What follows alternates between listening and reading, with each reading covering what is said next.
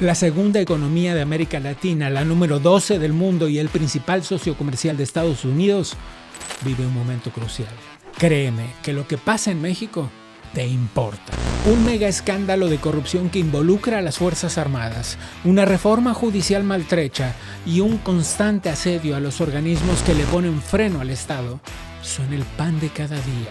Tras el gobierno de López Obrador, un político brillante para la mercadotecnia, popular y también populista, llegó Claudia Sheinbaum, hija explícita de la izquierda mexicana que acaba de cumplir un año en el poder. ¿Cómo lo está haciendo? El contexto hoy es áspero. El golpe a la credibilidad de las Fuerzas Armadas por el contrabando de combustible no es un escándalo cualquiera. Es un fenómeno de corrupción sin precedentes. Si la institución con mayor confianza social tambalea, tembla todo el edificio de la credibilidad gubernamental. Y a eso se suma una reforma judicial improvisada. Jueces que piden licencia a los 15 días de asumir y otros que ni siquiera se atreven a tomar el cargo. Además, una iniciativa para reformar la ley de amparo, que es el escudo ciudadano contra los abusos del poder. La economía tampoco da respiro. Pemex, la petrolera mexicana, orgullo histórico, hoy funciona más como un lastre que como una palanca, porque es la petrolera paraestatal más endeudada del planeta. El gobierno intenta compensar con más recaudación fiscal.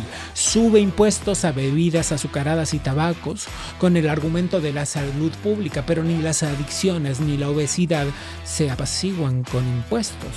Mientras tanto, el crimen organizado hace de la extorsión un asunto cotidiano y manipula candidatos y también elecciones. ¿Cómo invertir o generar empleo en este escenario? La presión externa crece porque Estados Unidos avisó que irá no solo contra los cárteles de la droga, sino también contra los actores políticos que estén involucrados. Desde el Centro Adam Smith lo vemos como un tema simple. Prosperidad requiere de instituciones que limiten el poder, Estado de Derecho que proteja al ciudadano y mercados libres que permitan el trabajo productivo. ¿Hacia dónde va México? Pues debería ir hacia una prioridad indiscutible: derrotar al crimen organizado, profesionalizar la justicia antes que reformarla, despolarizar el discurso para volver a los acuerdos. Es que la verdadera igualdad es de oportunidades, la verdadera justicia es que la ley valga más que un micrófono y la verdadera libertad es poder vivir, producir y disentir sin pedir permiso. Soy Gabriel Bauduco. Esto es Contracorriente.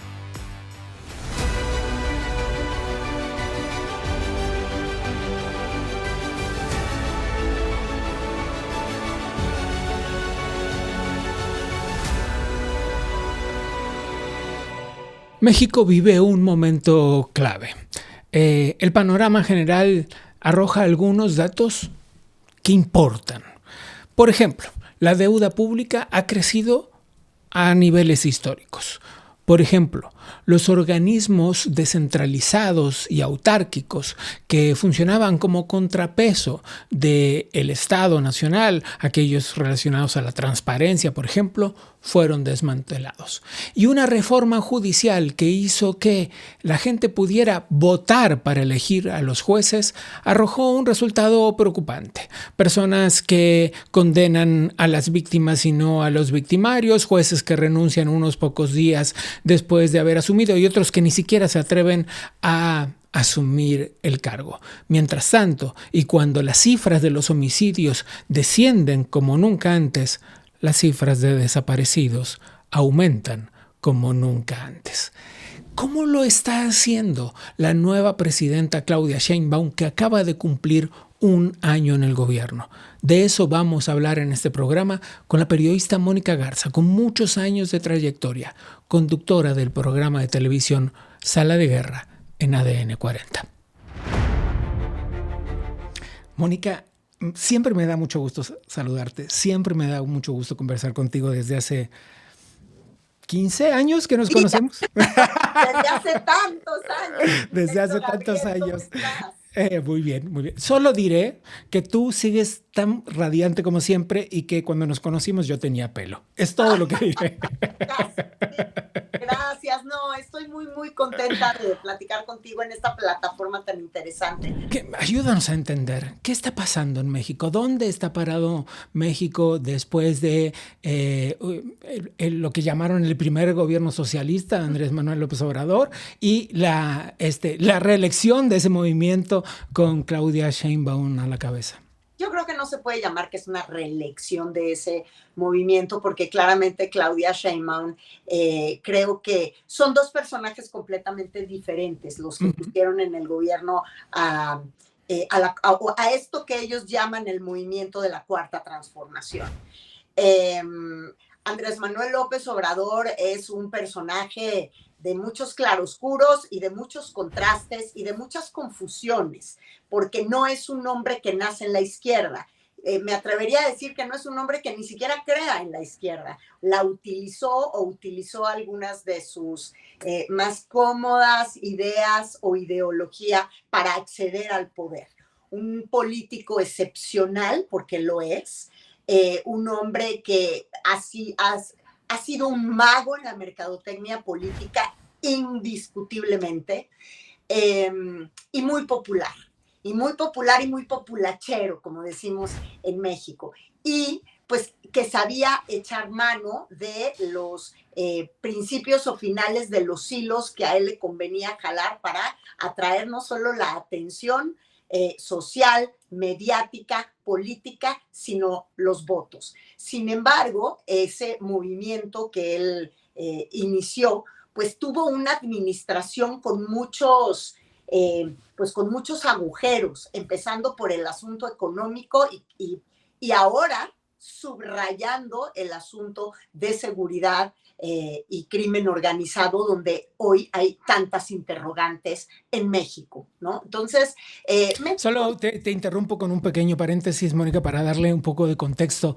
a la gente que nos está mirando. México está viviendo un momento noticioso súper interesante en el que las instituciones militares del país están involucradas en actos de corrupción supremos que tienen que ver con el contrabando de petróleo, y donde...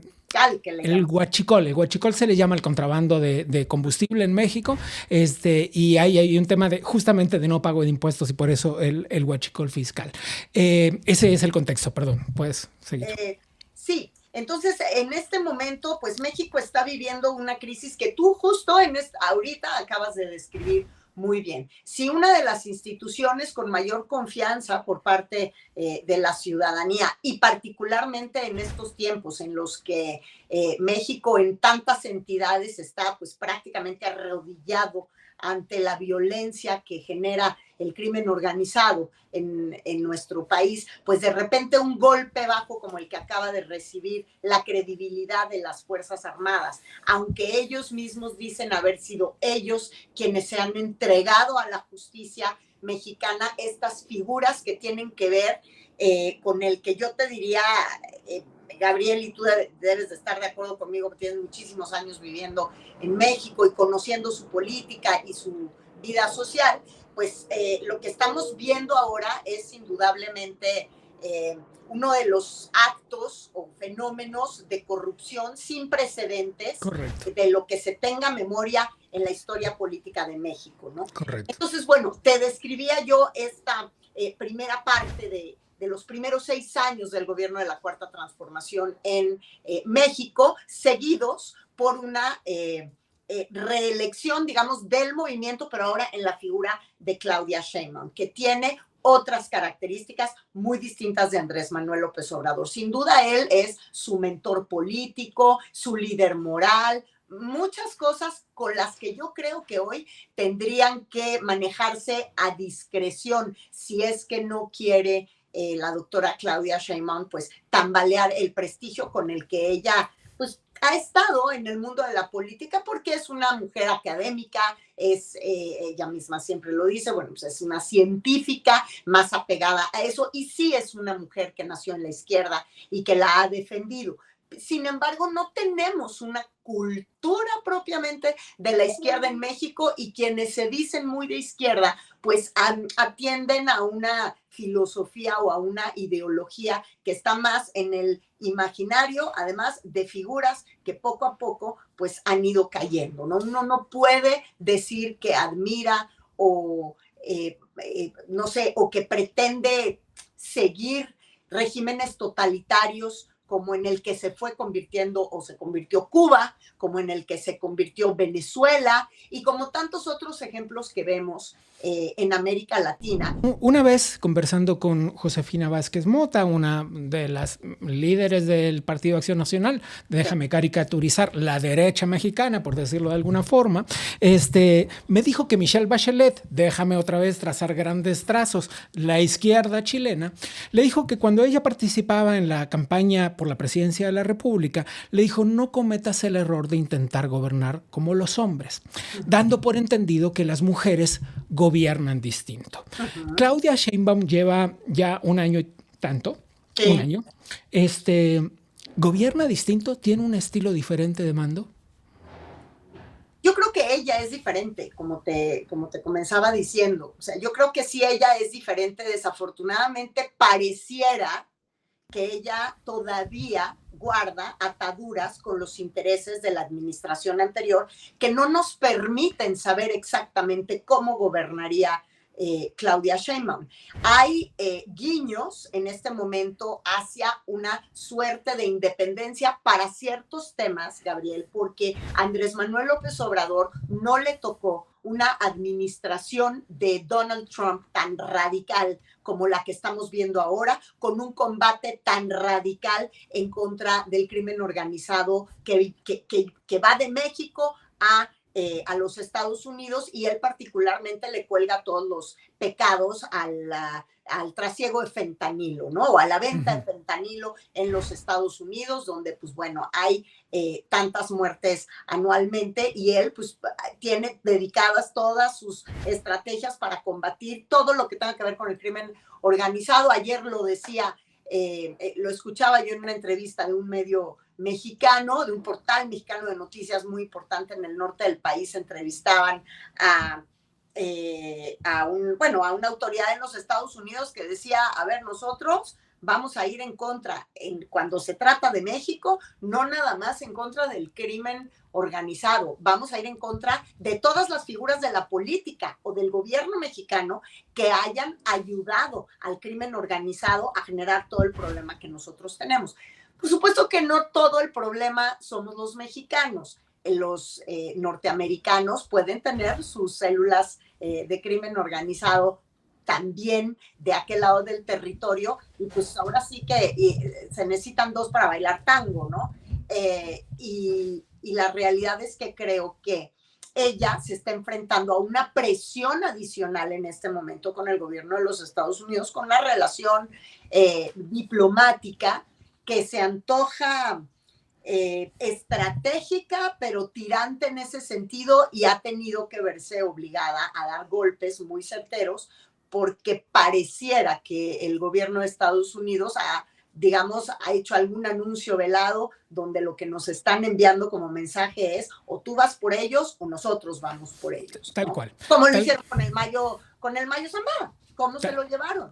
Tal cual, tal cual. Ahora, Mónica, durante el gobierno de Andrés Manuel López Obrador vimos una pelea con las instituciones autónomas que funcionaban como contrapeso del poder, digamos, ¿no? Es decir, los controles, la transparencia, y se empezó a cocinar la reforma electoral que se consumó durante el gobierno de Claudia Sheinbaum. La pregunta es: ¿qué implicaciones tienen estas medidas respecto de la solidez de la democracia mexicana? Pues ni siquiera te vayas todavía tan lejos a la reforma judicial, que todavía, acuérdate que tenemos pendiente una iniciativa de reforma judicial, sino hay que irnos un pasito atrás con una reforma electoral, Sí. Vámonos un pasito atrás con la reforma judicial, que la reforma judicial también va a intervenir y tenemos unas elecciones en el 2027 que son enormes, Gabriel. O sea, se van a jugar 17 gubernaturas, todas las municipalías,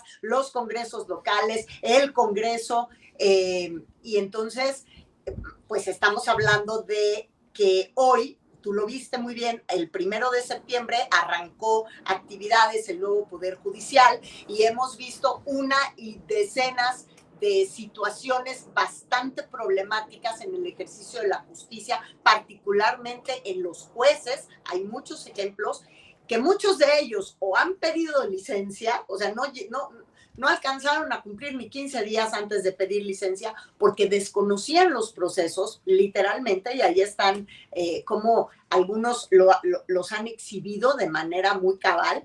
Y por otro lado, pues hay otros que ni siquiera llegaron a rendir protesta porque dijeron, me hago a un lado, no entiendo esto. Entonces creo que ese es el gran problema al que nos podemos estar enfrentando los mexicanos cuando una de las instituciones que más autonomía necesita, que es precisamente el Poder Judicial, ni ha probado, no al menos en los últimos meses, tener esta autonomía o independencia de los intereses pues del gobierno federal, así pareciera, y ni la profesionalización que se requiere. Para quienes nos miran, les contamos que a diferencia de muchos otros países de Latinoamérica, de América en general, los periodos gubernamentales en México son largos, son 6 años.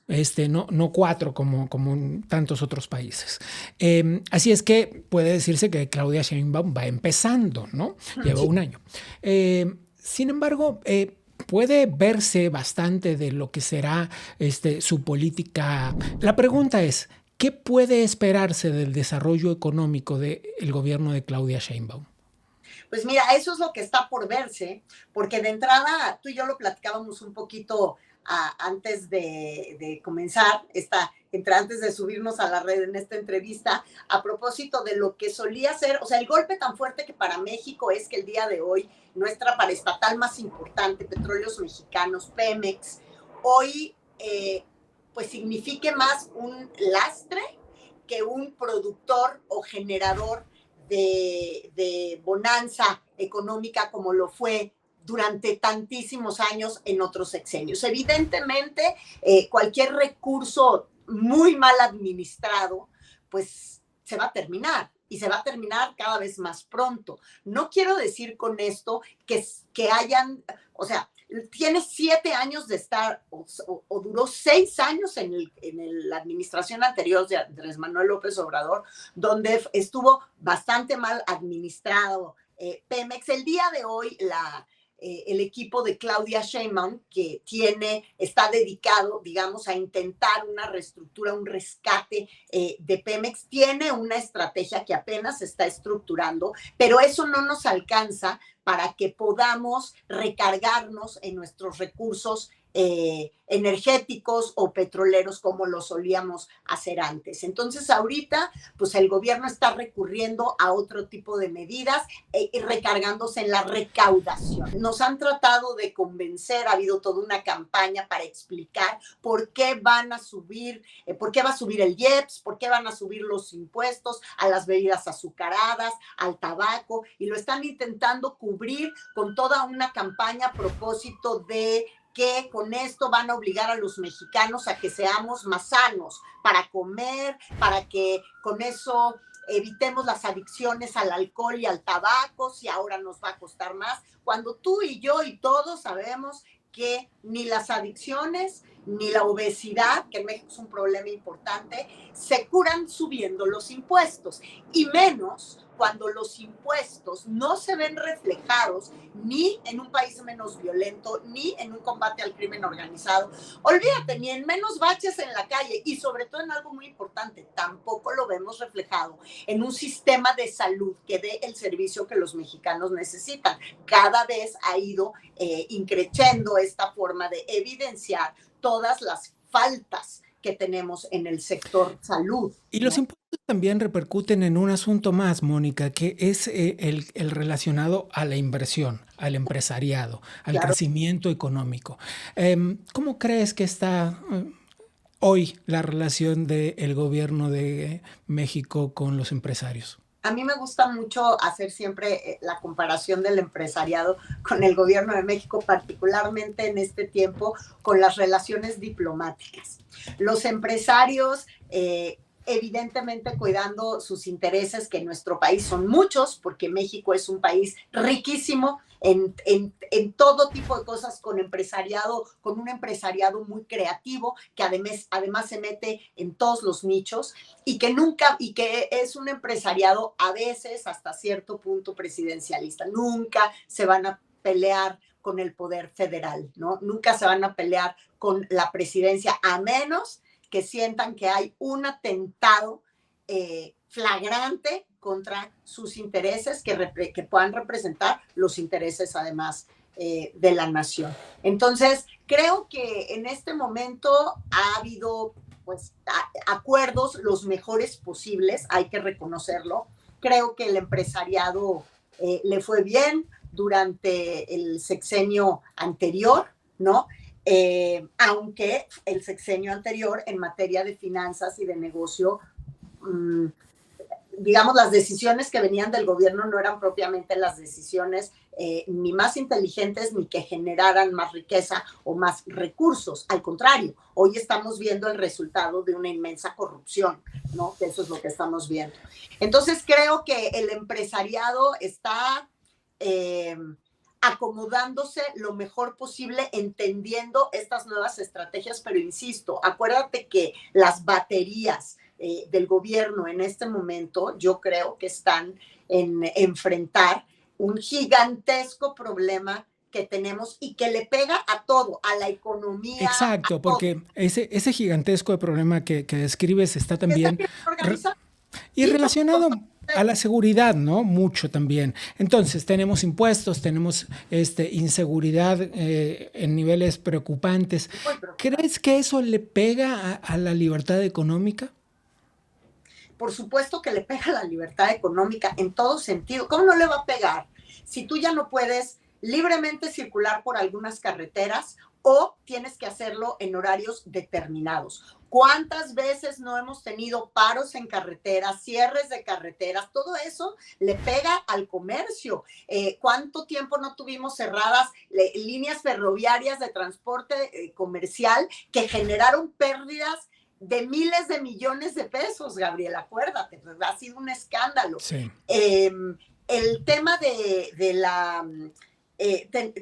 se me fue el nombre de esta figura, la extorsión en este momento es a todos niveles, no nada más que te puedan a ti hacer una llamada por teléfono y extorsionarte con que tienen a tu mamá o a tu hermana o a tu esposa, no sé, no. O sea, es que ya hay una extorsión a nivel empresarial, a nivel comercial.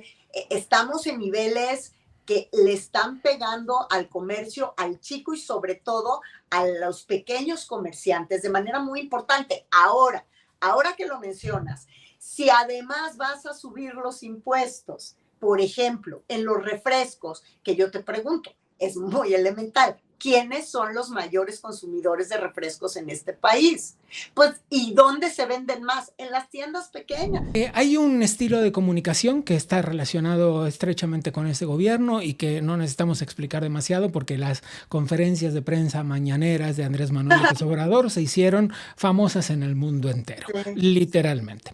Un mismo estilo con el que ha continuado la presidenta Claudia Sheinbaum.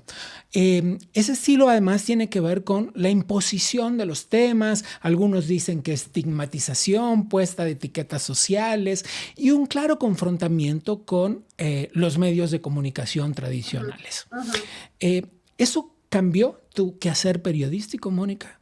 No, la realidad es que, a ver, por supuesto que de pronto te puedes ver más limitado cuando quieres acceder a figuras, a funcionarios públicos de primer nivel, porque, ojo con lo que te voy a decir, no todos quieren acercarse a un medio que cuestione, sino que no todos tienen el permiso de hacerlo.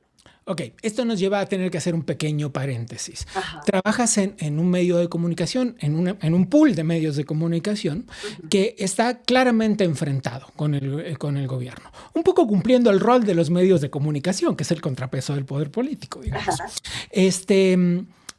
¿Crees que particularmente el medio de comunicación en el que trabajas tú hace que tengas que mover de alguna forma tu quehacer periodístico? No, yo sigo haciendo lo que he hecho siempre.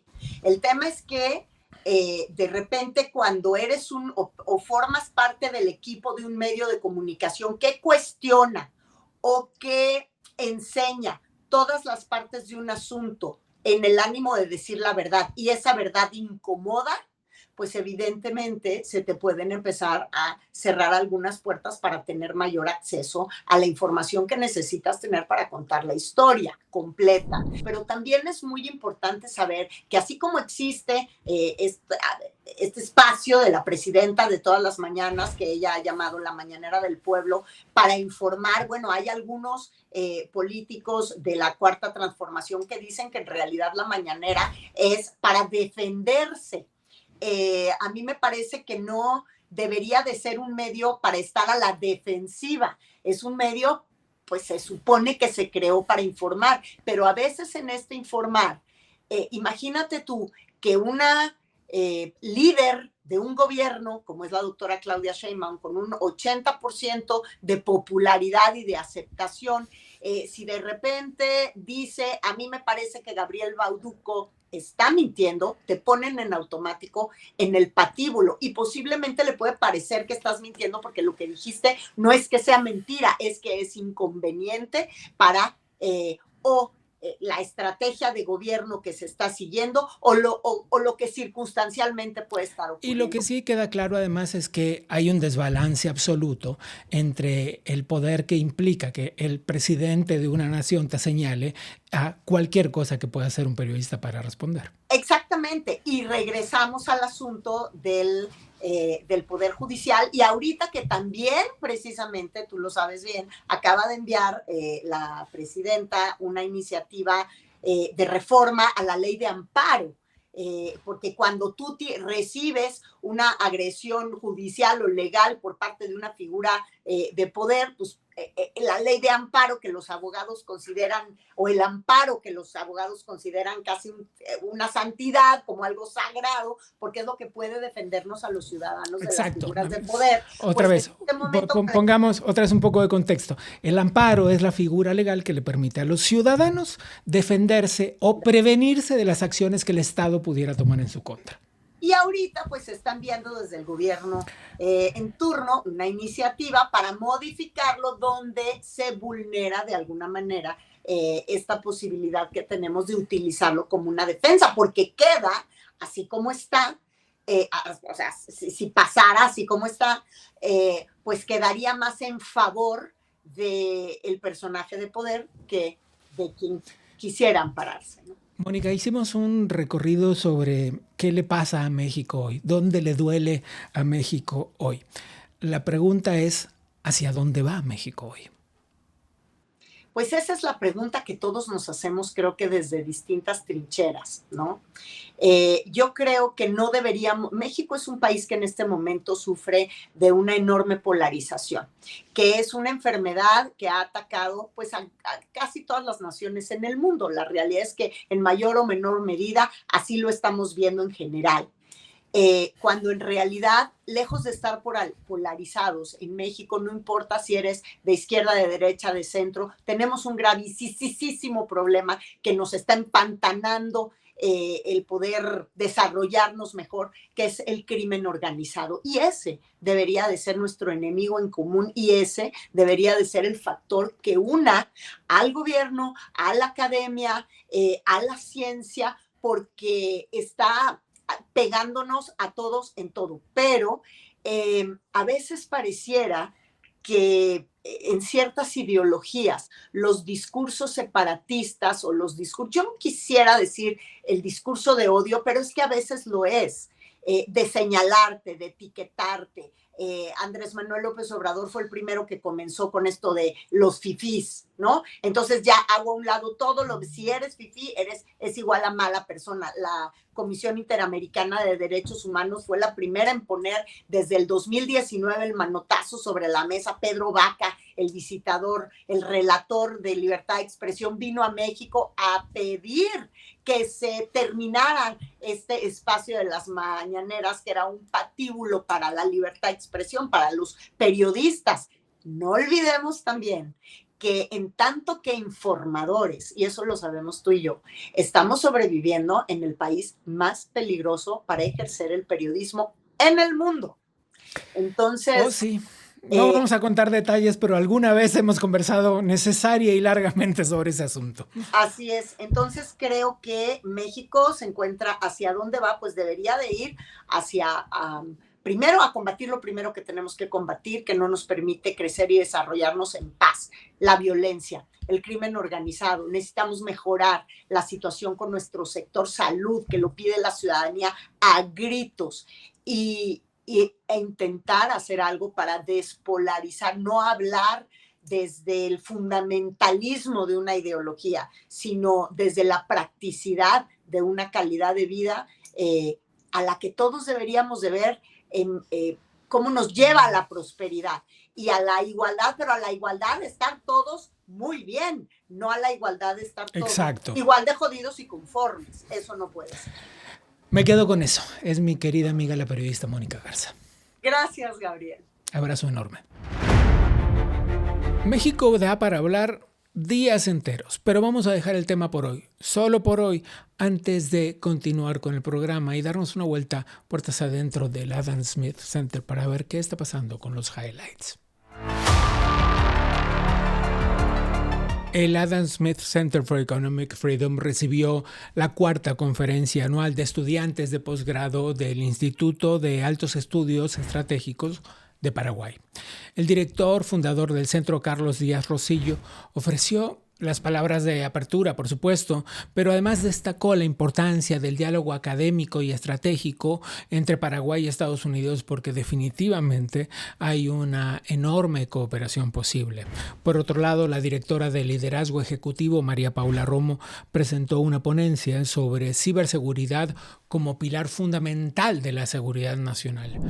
Y el director del Laboratorio de Innovación Democrática y expresidente interino de Venezuela, Juan Guaidó, mantuvo un diálogo con funcionarios públicos, con altos mandos militares y con líderes del sector privado de Paraguay.